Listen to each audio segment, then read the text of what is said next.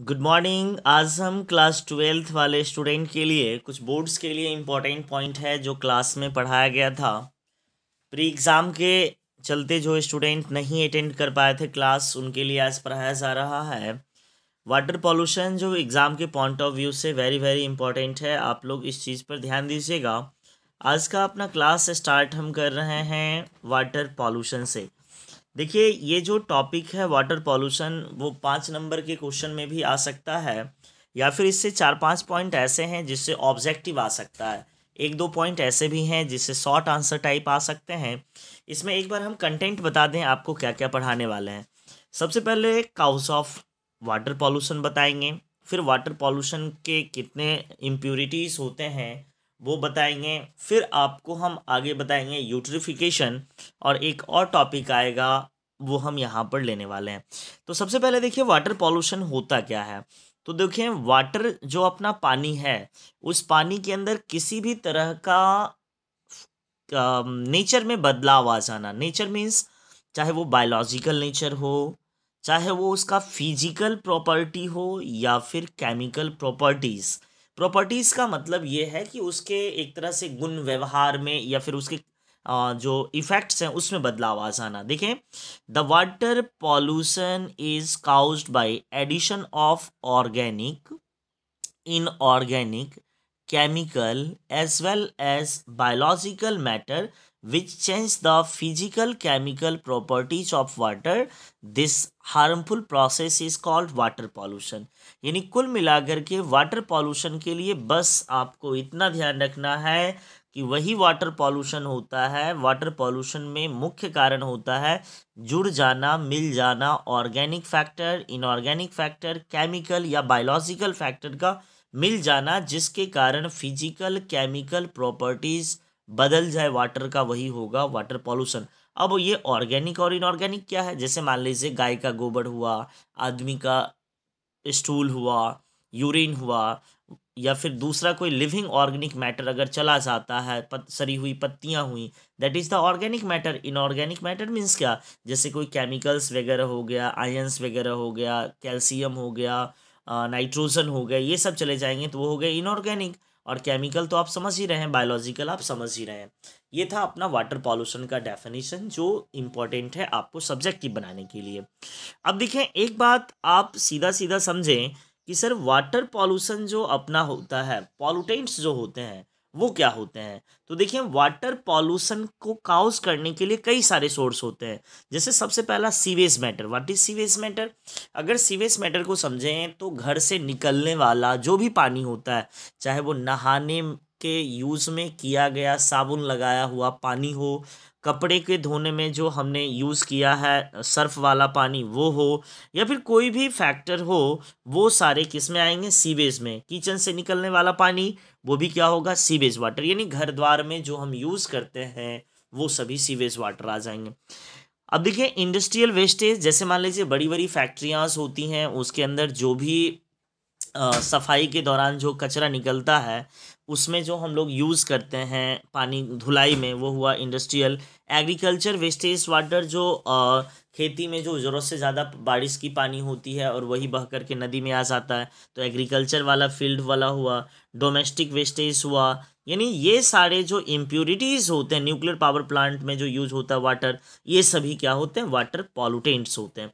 अब एक बात जानिए, हम देखें जैसे एक हम कोई तालाब लिए या गड्ढा लिए, उसके अंदर कितना भी गंदा पानी है, तो उस गंदे पानी में 99% से भी ज़्यादा वाटर ही होगा, उससे कम ही होगा इम्प्योरिटीज़। यानी एक आप देखें, अगर पॉल्यूटेड वाटर को देखा जाए तो यहाँ पर एक ग्राफ से बताया गया है, जिसके वाटर में 99.9% वाटर ही है, मात्र 0.1% इम्प्योरिटीज़ हैं। इम्प्योरिटीज़ मीन्स क्या? जो भी अशुद्धियाँ हैं वो।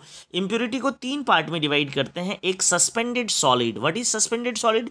जैसे अगर आप एक बाल्टी के अंदर कंकड़ डालिए तो कंकर क्या होगा, नीचे की तरफ दब जाएगा। जब वो नीचे की तरफ दब गया डेट मीन्स वो क्या होगा, सस्पेंड हो गया, नीचे बैठ गया। जैसे कि नदी के अंदर सॉलिड कोई चीज़ होगा, मिट्टी होगा, क्ले, ये सारे सस्पेंड हो जाते हैं, दैट इज सस्पेंडेड पार्टिकल। दूसरा होता है colloidal matters. What is colloidal matter? अगर आप कोलाइडल मैटर को समझें तो जो चीज़, जैसे सिंपल सा समझ लीजिए, गाय का गोबर अगर पानी में आप मिला दीजिएगा तो कुछ समय तक तैरता रहेगा। तो तैरते वाले जो भी सब्सटेंसेस होंगे, चाहे फिकल मैटर हो, चाहे बैक्टीरिया हो, चाहे क्लॉथ हो, चाहे पेपर हो, चाहे प्लास्टिक हो, that is the colloidal matter. तीसरा होता है डिजॉल्व्ड मैटर, यानी वो चीज़ें जो पानी में बिल्कुल घुल जाएंगी, मिल जाएंगी, वही क्या कहलाएगा, डिजॉल्व्ड मैटर कहलाएगा। जैसे कि अमोनिया हो गया, फॉस्फेट हो गया, सोडियम हो गया, कैल्शियम हो गए, नाइट्रोजन हो गए, ये सारे चीज़ क्या कहलाएंगे, ये सभी कहलाएंगे डिजॉल्व्ड मटेरियल्स। तो आपको ये समझ में आया कि 3 तरह की इम्प्योरिटीज़ हो सकती हैं सर। कौन कौन सा? एक हो सकता है आपका सॉलिड सस्पेंडेड, दूसरा कोलाइडल और तीसरा डिजॉल्व्ड हो सकता है। अब देखिए यहाँ से थोड़ा सा हम डोमेस्टिक वाटर के लिए 1-2 लाइन देख लीजिए। इसमें डोमेस्टिक वाटर के लिए आप देखें कि सर ये डोमेस्टिक वाटर होता क्या है, तो घर में जो भी हम यूज़ करेंगे that is the domestic water. Domestic water में मेनली जो होता है ऑर्गेनिक मैटर होता है, फल सब्जी के सरे हुए पार्ट होते हैं, दाल चावल का सरा हुआ होगा, गाय का गोबर होगा, ये सारा चीज़। एक बार आप जानिए चैप्टर नंबर 1 में आपको पढ़ाए थे टेरर ऑफ बंगाल, बंगाल का आतंक। ये जो आइकॉर्निया होता है, जिसको हम हिंदी में जलकुंभी कहते हैं, वो पानी में इतना, स्टैंडिंग वाटर में इतना तेजी से हाइसिंथ यानी वाटर हाइसिंथ आइकॉर्निया फैल जाता है, जिसके कारण वहाँ पे रहने वाली मछलियों को ऑक्सीजन की डिमांड फुलफिल नहीं हो पाती हैं, और वहाँ जो पानी में जो चावल होता है, धान की खेती होती है, वो भी नहीं होती है। और आपको पता है बंगाल के लोगों का मेन फूड क्या है, मछली और चावल है, और दोनों पानी पे डिपेंडेंट हैं। अगर आइकॉर्निया, वाटर हाइसिंथ, जलकुंभी वहाँ पर हो जाएगा तो इस दोनों की प्रोडक्टिविटी में बहुत तेज़ी से गिरावट आती है, इसलिए इसको टेरर ऑफ बंगाल के नाम से जाना जाता है। ठीक है ना। अब देखिए कुछ स्टेटमेंट दिया है, unlike domestic sewage water, wastage water from industrial like petrochemical. अब देखिए पेट्रोकेमिकल क्या है, तो जहाँ पे पेट्रोलियम बनाए जाते हैं वहाँ भी पानी का यूज होता है, साफ़ सफाई में, इंजन में। फिर देखेंगे पेपर मैन्युफैक्चरिंग, वहाँ से भी पानी निकलता है। मेटल का, जैसे जहाँ पे मेटल, मिट्टी से मेटल को निकाला जाता है, आप लोग केमिस्ट्री में पढ़े होंगे कैसे पानी में डाल करके मेटल को सस्पेंडेड कराया जाता है। इस सब जगहों से जो निकलता है ये सब भी एक तरह का क्या होता है, डोमेस्टिक वाटर होता है, सॉरी इंडस्ट्रियल वाटर होता है, जो पॉल्यूटेंट का कारण होता है। अब इसके अंदर क्या हो सकता है, यानी वो पॉल्यूटेंट जिसकी डेंसिटी कम होती है 5 ग्राम पर सेंटीमीटर क्यूब से, वो सारे इसके अंदर आएंगे। डेटा आपको याद नहीं रखना है। अब देखिए इसमें क्या क्या इंप्योरिटीज़ होंगी, मरकरी हो सकता है, कैल्शियम हो सकता है, कॉपर हो सकते हैं, लेड हो सकते हैं, ये सारे इस तरह के इंप्योरिटीज़ में आती हैं। अब एक देखिए इंपॉर्टेंट पॉइंट है, यहाँ से ऑब्जेक्टिव में पूछता है, डबल टिक कर लीजिएगा, dissolved oxygen. What is dissolved oxygen? तो जैसे आप समझेंगे, एक गिलास हम पानी लिए, एक गिलास पानी लिए, और इस पानी के अंदर जो घुला हुआ O2 होगा, डिसॉल्व्ड ऑक्सीजन होगा, घुला हुआ ऑक्सीजन, इसी को बोलेंगे डिसॉल्व्ड ऑक्सीजन। अगर हम एक प्योर वाटर कहें, अच्छा पानी कहें, तो उसके अंदर 8 मोल पर लीटर क्या होना चाहिए, डिसॉल्व्ड ऑक्सीजन होंगे। 1 लीटर के अंदर अगर 8 मोल ऑक्सीजन होगा, इसका मतलब वो पानी अच्छा है, डिसॉल्व्ड ऑक्सीजन अच्छा है, यानी पानी प्योर है, अच्छा पानी है। लेकिन जिसके अंदर DO का वैल्यू, डिसॉल्व्ड ऑक्सीजन 4 मोल पर लीटर के बराबर हो जाए, वो पानी बहुत ज़्यादा पॉल्यूटेड है। तो आप एक चीज़ जानिएगा कि साफ़ सुथरा पानी, अच्छा पानी, उसके अंदर डिसॉल्व्ड ऑक्सीजन 8 मोल पर लीटर होता है, और polluted water, highly polluted water में 4 मोल पर लीटर होता है।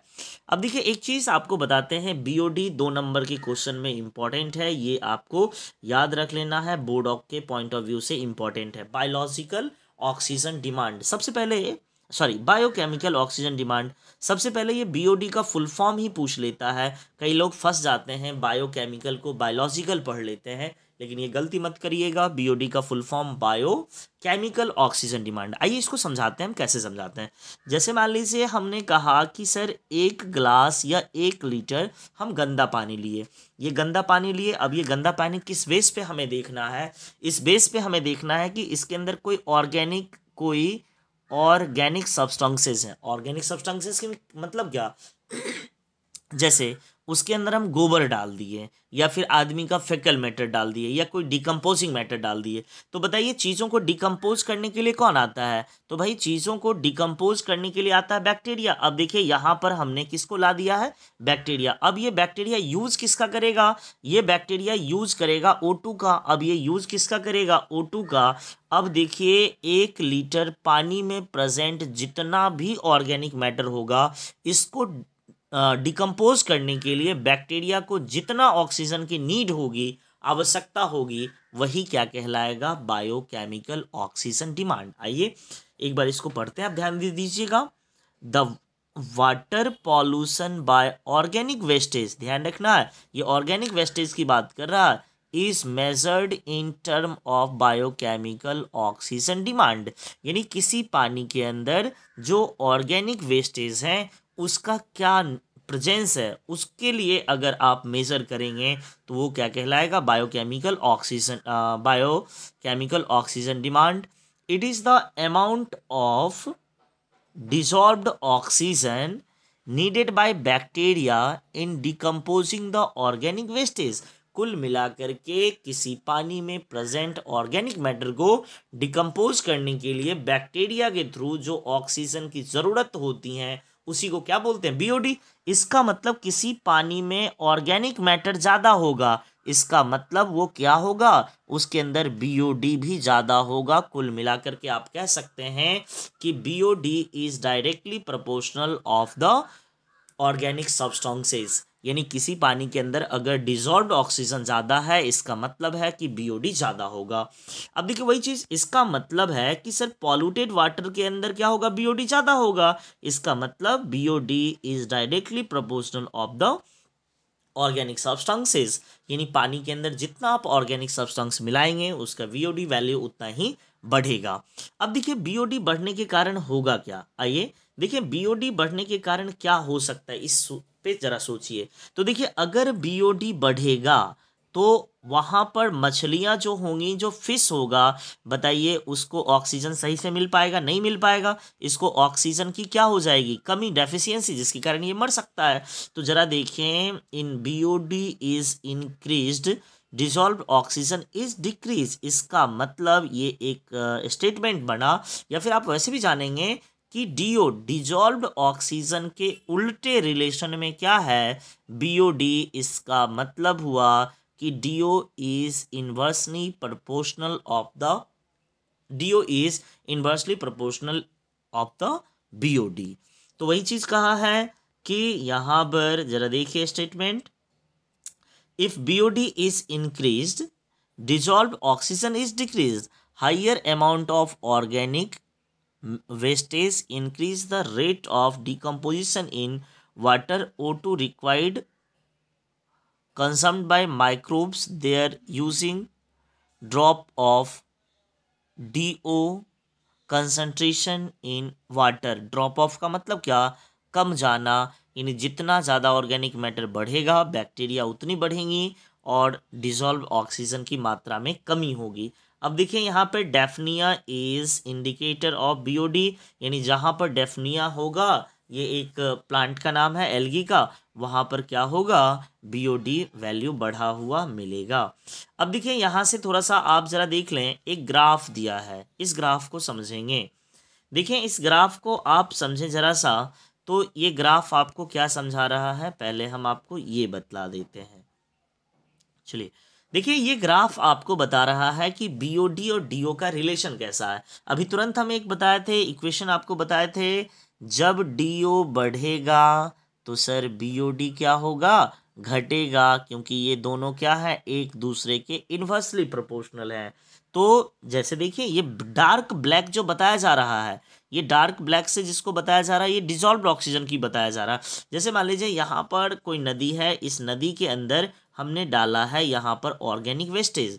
देखिए जहाँ पर ऑर्गेनिक वेस्टेज नहीं था तो यहाँ पर डीओ का वैल्यू क्या था? ज़्यादा, और बीओडी का वैल्यू कम। ये था, नीचे वाला है बीओडी और ऊपर वाला है डीओ। तो जहाँ पर पानी नॉर्मल था वहाँ पर डीओ ज़्यादा था और बीओडी कम था। लेकिन जब इसके अंदर हमने ऑर्गेनिक मैटर डाला है, सीवेज वाटर को डाला है, तो सीवेज वाटर में ऑर्गेनिक मैटर ज़्यादा होगा, तो झट से क्या हुआ, वहाँ पर बैक्टीरिया ज़्यादा आएगा और ऑर्गेनिक मैटर को डिकम्पोज करने लगेगा। उसके डिकम्पोज होने से आप देखें बीओडी जो पहले बढ़ा हुआ था, जिसको हम यहाँ ग्रीन कलर से दिखा रहे हैं, जो बीओडी बढ़ा हुआ था वो जल्दी से नीचे आ गया है, और जो जिसको हम रेड से दिखा रहे हैं, ये रेड वाला अपना है बीओडी, जो बीओडी नीचे था वो बीओडी क्या हुआ है, ऊपर बढ़ गया है। इसका मतलब जैसे जैसे डीओ घटा है वैसे वैसे बीओडी बढ़ा है, लेकिन पानी आगे बढ़ने के बाद ये बीओडी वापस नीचे चला आया है और डीओ वापस ऊपर चला गया है। इसका मतलब फिर ये क्या हुआ, नॉर्मल हो गया। ये ग्राफ सीधा सीधा आपको ये बतला रहा है कि डीओ और बीओडी का रिलेशन एक दूसरे के जस्ट इन्वर्सली प्रोपोर्शनल है। हो गया क्या, ये ग्राफ आपको आ गया होगा। अब देखिए, एक है केमिकल ऑक्सीजन डिमांड बोर्ड के नीडेड की बेस पे बात करें तो उतना ज़्यादा इंपॉर्टेंट नहीं है, लेकिन जान लीजिए कि अगर हम देखें, एक केमिकल है K2Cr2O7, इसका यूज करके एक पानी के अंदर अगर हम ऑक्सीजनेटेड वाटर को बनाना चाहें, कंटामिनेटेड वाटर को ऑक्सीजन फुलफिल कराने में जितना हमें K2Cr2O7 की रिक्वायरमेंट होगी, वही होगा chemical oxygen demand. COD is the oxygen requiremented by the K2Cr2O7, क्योंकि K2Cr2O7 जो मॉलिक्यूल्स है वो पानी में डिजॉल्व्ड ऑक्सीजन को यूज़ करेगा, तो जितना K2Cr2O7 जितना ऑक्सीजन की आवश्यकता होगी वो उसकी नीडेड होगी। कोई काम का नहीं है केमिकल ऑक्सीजन डिमांड। अब चलते हैं यहाँ से, अब एक चीज़ देखेंगे, अब दिया है बायोलॉजिकल मैग्निफिकेशन, ये थोड़ा सा इंपॉर्टेंट है बोर्ड के पॉइंट ऑफ व्यू से। अच्छा देखिए, मैग्निफिकेशन ये क्या होता है, जैसे देखिए किसी भी मैग्नीफाइड करना, एक ने आपने सुना होगा मैग्नीफाइड ग्लास, इसका मतलब क्या, प्रोसेस्ड ग्लास है, वो ज़्यादा बेहतर है। उसी तरह से दिया है बायोलॉजिकल मैग्निफिकेशन। मैग्निफिकेशन का मतलब होता है वृद्धि, बढ़ना। जैसे एक सिंपल सी बात करें कि जो भी हम लोग किसान लोग जो हैं वो सब लोग यूज़ करते हैं, पेस्टिसाइड हो गया पेस्ट को मारने के लिए, और वीडीसाइड हम वीड्स को मारने के लिए, खरपतवार को मारने के लिए वीडीसाइड, और इंसेक्ट को मारने के लिए पेस्टिसाइड। जो भी हम यूज़ करते हैं उसमें होता है DDT। उसमें क्या होता है जी, DDT। आपने DDT बढ़िया से केमिस्ट्री में पढ़ा होगा, उसका फुल फॉर्म भी आपको पता होगा। यूज़ करते हैं DDT। अब देखें, ये DDT जो होता है वो ना ही ख़त्म होता है ना ही बनता है। इसका मतलब जो हमने DDT नेचर से लिया है, वो नेचर में जो हम वापस पेस्टिसाइड में यूज़ करेंगे वो डिकम्पोज नहीं होगा। इसका मतलब जैसा है वैसा ही रहेगा। तो हमने पेस्टिसाइड में क्या यूज़ किया है, DDT। अब खेत में इसको छींट दिए बारिश के बूंदों के साथ, ये पानी में आएगा यानी वाटर में आएगा, तो वाटर का मॉलिक्यूल बहुत ज़्यादा, वाटर कंटेंट बहुत ज़्यादा है, जिसके कारण DDT जो होगा इसका अमाउंट बहुत कम होगा, यानी पानी के अंदर DDT होगा 0.003 पार्ट्स पर बिलियन ppb। लेकिन बताइए, जब इसी पानी को यूज करेगा फाइटोप्लैंक्टन, तो फाइटोप्लैंक्टन में पानी से ज़्यादा DDT किस में होगा, फाइटोप्लैंक्टन में। सीधा सीधा आप समझें कि आपने सर एक सेब खाया जिसके अंदर 5 गो बैक्टीरिया था, और 50 गो सेब खाइएगा अपने लाइफ में, तो एक गो सेब तो नहीं ना खाइएगा, 50 सेब खाइएगा तो 50 गुना 5 250 बैक्टीरिया आपके अंदर चला गया।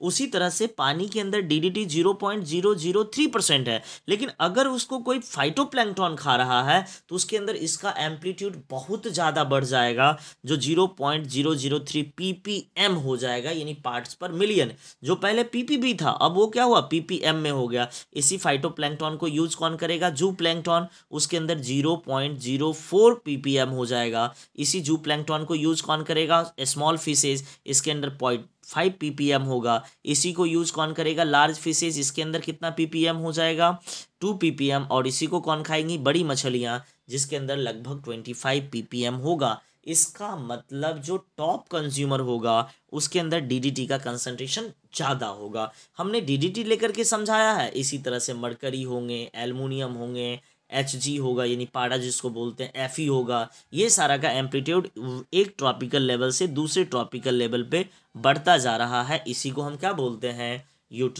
मैग्निफिकेशन बोलते हैं। आइए मैग्निफिकेशन के लिए 2 लाइन आप ज़रा देख लीजिए क्या दिया हुआ है। मैग्निफिकेशन के लिए देखिए मैग्निफिकेशन के लिए दिया है the non biodegradable pollutants like aluminium HG, Fe, DDT। इसका मतलब वो पॉल्यूटेंट जो बायोडिग्रेडेबल नहीं है, जो डिकम्पोज नहीं हो रहा है, प्लास्टिक्स, ये सारे फिनॉल्स हो गए, ये सारे हमारे बॉडी के अंदर जा कर के एक्यूमुलेट होने लगते हैं, जमा होने लगते हैं। यही आगे चल करके they gets accumulated in the tissue, ये सारे टिश्यू के अंदर जा कर के जमा हो जाएंगे। Concentration along the food chain called biological magnification, the highest concentration occurs in the top consumer। इसका मतलब जो भी नॉन बायोडिग्रेडेबल होता है वो हमारे बॉडी के अंदर जा करके टिश्यू के अंदर जमा होने लगता है, जो एक ट्रॉपिकल लेवल से दूसरे ट्रॉपिकल लेवल में ट्रांसफर होता है। और सबसे ज़्यादा इसका एम्पलीट्यूड किस में होगा, सबसे ज़्यादा इसका मात्रा होता है टॉप कंज्यूमर में। जैसे फॉर एग्जांपल के लिए अभी जस्ट समझाए थे DDT के लिए, वही सारा चीज़ यहाँ पर दिया है। अब देखिए, अब ज़्यादा DDT होने के कारण क्या नुकसान होगा, इस विषय पे ज़रा बात कर लें। तो आपको पता, जैसे पुराने लोग कहते होंगे कि शाम के समय में पक्षियाँ बहुत गूंज मचाया करती थीं, लेकिन अभी पक्षियाँ नहीं हैं, बहुत कम है। जैसे मान लीजिए चीलबाज का नाम सुने होंगे, हम भी सुने हैं, हम भी इसको देखे नहीं है, बस फोटो मात्र में देखे हैं। लेकिन पहले लोग ऐसा कहा करते थे कि जैसे मवेशियाँ वगैरह, कैटल्स वगैरह मरती हैं तो तुरंत वहाँ पे आ जाते थे चीलबाज वगैरह, ईगल वगैरह, ये सारा क्या करता था, उसको खा जाता था। लेकिन अभी ये सब नहीं मिल रहे हैं, इसके क्या कारण है? तो एक बात बताइए, सबसे ज़्यादा कहाँ है? फिश में है, लार्ज फिश में। अब ये फिश जब मरेंगी तो उसको कौन खाएगा? पक्षियाँ खाएंगी। और पक्षियाँ में DDT का कंसंट्रेशन बढ़ने के कारण उसका मेटाबॉलिज्म बिगड़ गया है, और उसके मेटाबॉलिज्म के बिगड़ने के कारण जो उसके एग के ऊपर सेल था, अंडे के ऊपर जो छिलका होता है, वो छिलका कमज़ोर होने लगा, एग सेल कमज़ोर होने लगा, जिसके कारण वो समय से मैच्योर होने से पहले ये टूटने लगा, जिसके कारण बर्ड्स का नंबर बहुत कम हो गया है। अब देखेंगे मीनामाइट डिजीज़ है, ये एक डिजीज़ है जो जनरली जापान में देखा गया है। और किसी भी आदमी के अंदर या लिविंग के अंदर अगर HG का कंसंट्रेशन बढ़ जाता है, पारा का कंसंट्रेशन बढ़ जाता है, तो जिसके कारण मीनामाइट डिजीज़ होता है। क्या होता है, विषय पे ध्यान नहीं देना है आपको। अब हम चलते हैं, एक टॉपिक और है यूट्रिफिकेशन। ये 2 नंबर के पॉइंट ऑफ व्यू से इंपॉर्टेंट है, ज़रा देखें ये यूट्रिफिकेशन क्या है।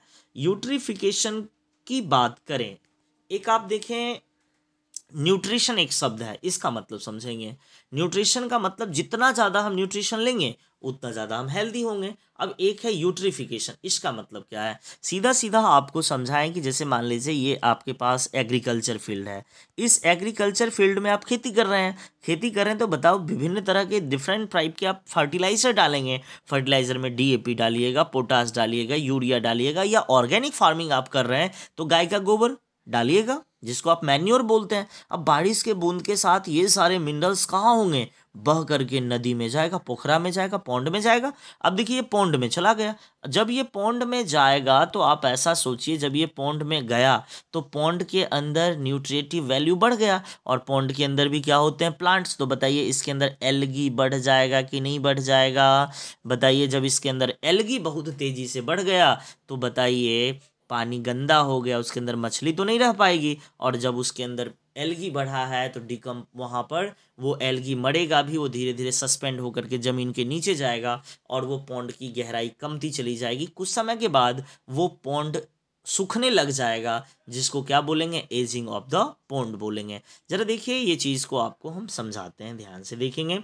जो टर्म लिखा गया है इस पर ध्यान दीजिएगा, eutrophication, the process of nutrient enrichment of water and क्या लिखा है, consequent loss of species diversity, यानी किसी कारण से इन वाटर के अंदर न्यूट्रिटिव वैल्यू का बढ़ जाना, जिसके कारण वहाँ के स्पीसीज में कमी आएंगी, वो डेथ होगा एक्वेटिक एनिमल्स का, is referred as bio eutrophication या eutrophication, and lake is known as eutrophy lake.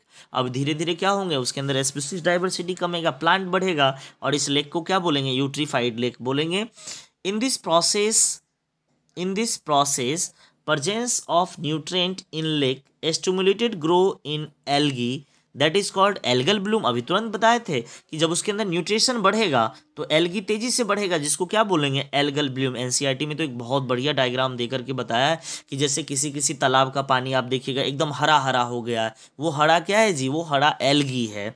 अब देखें, इन bring about reduction in oxygen concentration of water consume death of the aquatic animals. जो एल्गी क्या करेगा, उस पानी में जो जमा हुआ ऑक्सीजन है उसको यूज करेगा, जिसके कारण एनिमल मर भी सकता है। यूट्रिफिकेशन के कारण क्या क्या है, यूट्रिफिकेशन क्यों होता है, अगर पानी में आप हाउस होल्ड जो घर मतलब हाउस होल्ड डिटर्जेंट जो होता है ये फेंकिएगा तो वो पानी में जाएगा तो वहाँ पे एल्गी बढ़ जाएगा। इंडस्ट्रियल वेस्टेज से भी कुछ न्यूट्रिएंट्स निकल लेंगे, सीवेज से भी, ये सारा चीज़ होता है। अब आया है नीचे सीवेज क्या होता है, जो पानी गंदा पानी होता है उसको हम सीवेज कहते हैं। सीवेज में जनरली घरेलू वाटर को लिया जाता है। ये सब आपको सीवेज वाटर ट्रीटमेंट जब माइक्रोब्स में पढ़ा रहे थे तो आपको हम ये बता दिए थे। अब देखेंगे यहाँ पे यूट्रिफिकेशन के लिए कुछ नोट पॉइंट दिया है जो ध्यान रखिएगा, हो सकता है ऑब्जेक्टिव में आपसे ये पूछ ले। यूट्रिफिकेशन जब भी होगा तो वाटर पॉल्यूशन होगा, वाटर पॉल्यूशन होगा तो उसके अंदर जो भी यूट्रिफिकेशन के अंदर जो एल्गी होता है उसका उसका नंबर बढ़ जाता है। फिर देखें जो वो सारे मरने लगेंगे, प्लांट वगैरह सड़ेगा, मरेगा, डिकम्पोज होगा तो वो सारा नीचे बढ़ता जाएगा, डेप्थ में जमा होते जाएगा, जिसके कारण सरफेस उसका नीचे ऊपर हो जाएगा, जिसके कारण वो क्या हो जाएगा, सॉलो हो जाएगा। सॉलो का मतलब क्या होता है, छिछला, उसकी गहराई कम जाएगी, जिसके कारण पानी की गर्मी नीचे तक चली जाएगी, यानी सूर्य की रोशनी नीचे तक जाएगी तो पानी गर्म हो जाएगा। जो ठंडा रीजन में रहने वाला ऑर्गेनिज्म था वो नहीं रह पाएगा, और जो यूट्रीफाइड लेक होता है उसका बीओडी भी ज़्यादा होता है। ये सारा चीज़ आपको हम बतला दिए। अब देखें, यूट्रीफाइड लेक के लिए कह रहा है कि high amount of organic material होगा। बिल्कुल सही कह रहा है, क्योंकि मान लीजिए यूट्रीफिकेशन होगा तो वहाँ पे प्लांट का वेजिटेशन बढ़ेगा, और प्लांट वेजिटेशन बढ़ेगा तो प्लांट मरेगा भी ज़्यादा, एल्गी मरेगा भी ज़्यादा, और एल्गी मरा इसका मतलब क्या हुआ, ऑर्गेनिक मेटाबॉलिज्म बढ़ गया। अब देखिए ऑगली यहाँ से ओलियोगोट्रॉफी लैक्स दिया है, ये कोई काम का नहीं है। इसके अंदर सबसे ज़्यादा सबसे कम ऑर्गेनिक मैटर होता है, कोई काम का नहीं है।